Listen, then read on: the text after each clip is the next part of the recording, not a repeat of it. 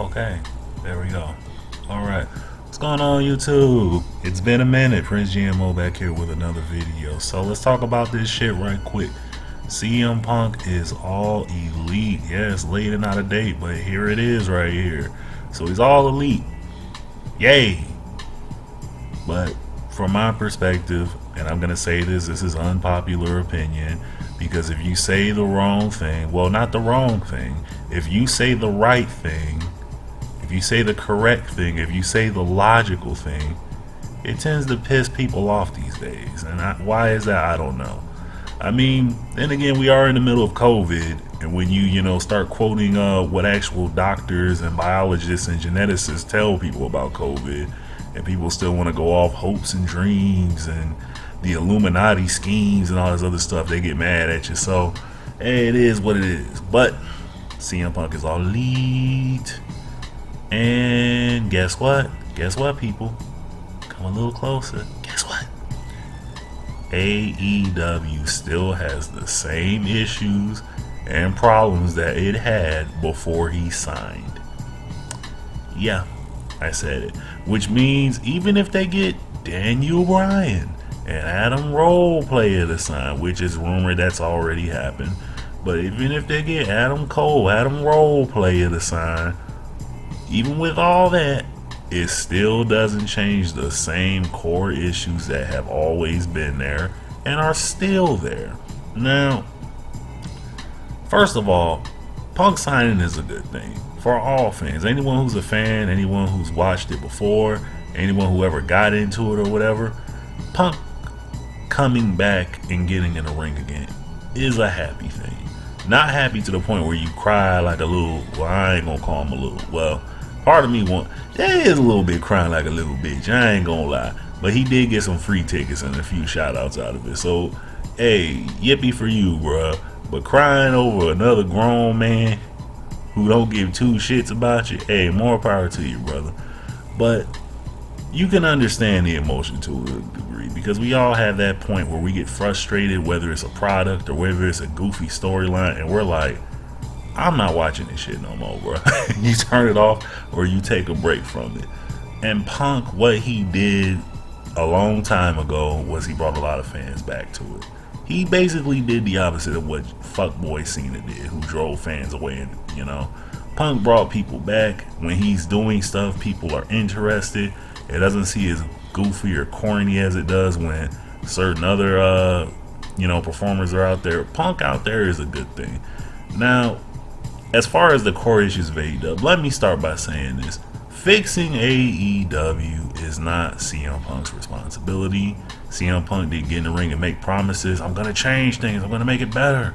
No, it's not his responsibility.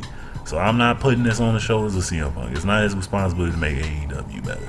It's not his responsibility to do shit except cut promos, pipe bombs, and wrestle Darby, as far as we know right now.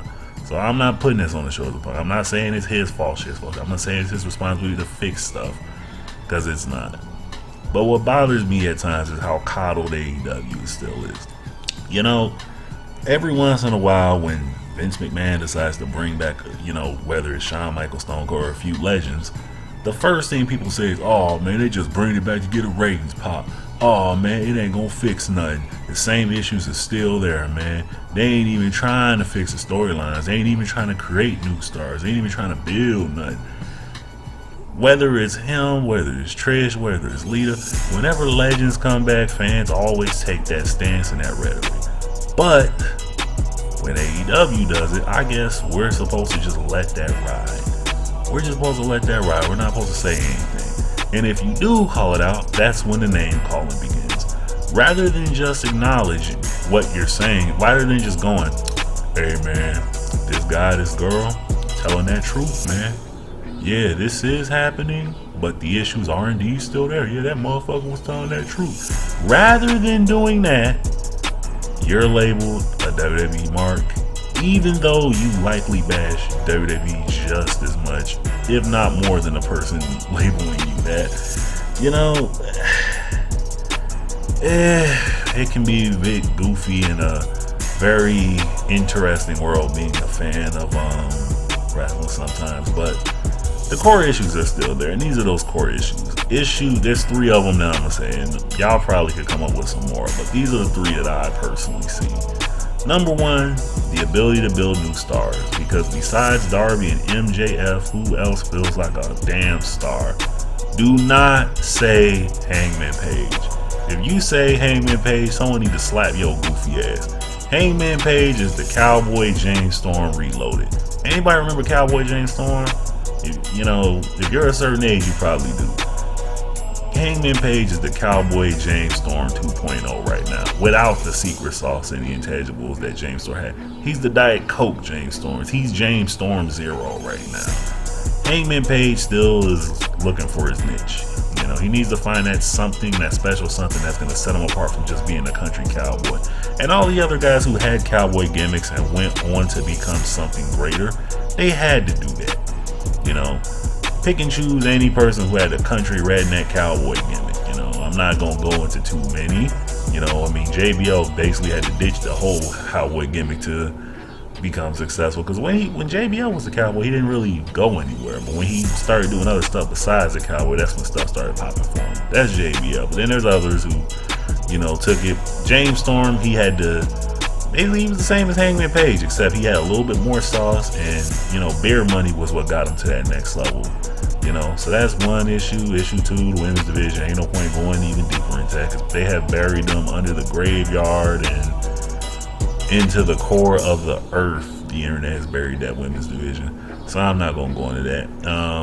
And the third is being unable to move the needle consistently, being constantly carried by ex-WWE talent. They still haven't proven that they can move the needle consistently without it being an ex-WWE guy, whether it's Jericho, Moxley, Miro. It's like the only time you typically hear about them moving the needle is when somebody get fired and the internet is jumping up and down. Oh my God, they gonna go to AEW. They gonna go to AEW. That's the only time you hear them moving the needle. That, or the very much botched belt collector story that never happened with Kenny Omega. That's the only other time you ever heard them really moving the needle like that. So let me reiterate those 3 points. Moving the needle without using ex-WWE talent, so they don't turn to what TNA was once upon a time. The women's division, no necessary details. Ain't no point going into that. And building their own stars, because at this point, there shouldn't be only 2 guys that folks are seeing as superstars. And if you insist on believing Hangman Page is a star, hey, something, come here. Oh, what's going on? I slapped the shit out of him. Goddamn! We will agree to disagree. Slap the shit out your goofy ass. But at this point, even if you do believe it, it shouldn't only be 2 to 3 guys at this point. Let's look at Lucha Underground. Lucha Underground had less time, money, and resources, and before the end of season 2, they had quite a few guys that were standing out. So what in the blue hell is AEW's excuse? Now, pushing that aside, Punk coming back is a good thing. It definitely is, but the core issues are still there. And in Clever Lesson, we talked about it. I said, well, we're going to get a promo, which in fact happened. I said, yeah, we're going to get a promo, probably a podcast of him explaining why he came back and all that. And of those 2 things, those will be the 2 big noteworthy things. The Darby match is going to be the Darby match. Folks already know who's going to win it. It's going to be one of them good matches, that y'all like so fucking much. But yeah, that's it. It's going to be promo, podcast, and yay. So all in all, I'm glad Punk's back. Will I be watching pay-per-view? Hell nah. Why would I watch something I already know the ending to? We already know Darby gonna win. And the funny thing about that is, folks will take that same stance with other products. If they see the card or this match announced with certain other companies, they'll look at it, call it predictable, and get disinterested. They look at Impact, the same thing. WWE, same thing.